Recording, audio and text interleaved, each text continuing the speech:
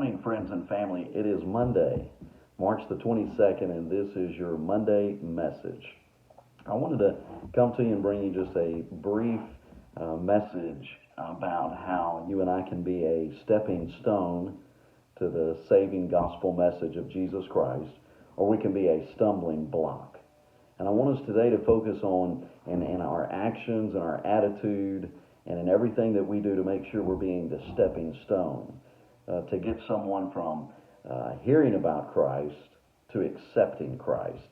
You know, our attitude and our response to everyday situations can be a witnessing tool. People can look at us and see how we handle the same stress, the same things that they go through and that they deal with.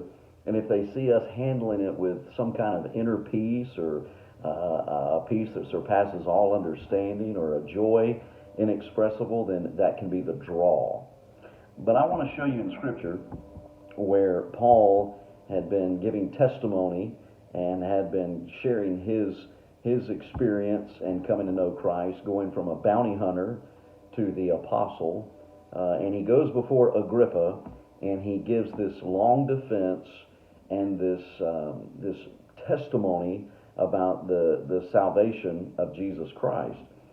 Agrippa's response is heart-wrenching because you and I know people that get real close to receiving Jesus. They get real close to accepting the truth. But something comes in and distracts them, or something changes their opinion, and they become closed-minded.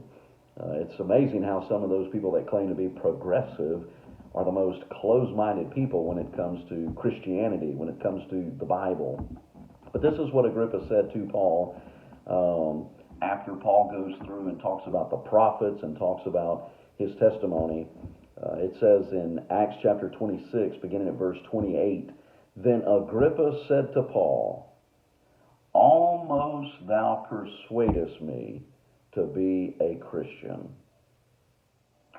And Paul said, 'I would to God that not only you, but also all that hear me this day were both almost and altogether such as I am, except these chains.'" Meaning, come to Christ and be like me, except the chains.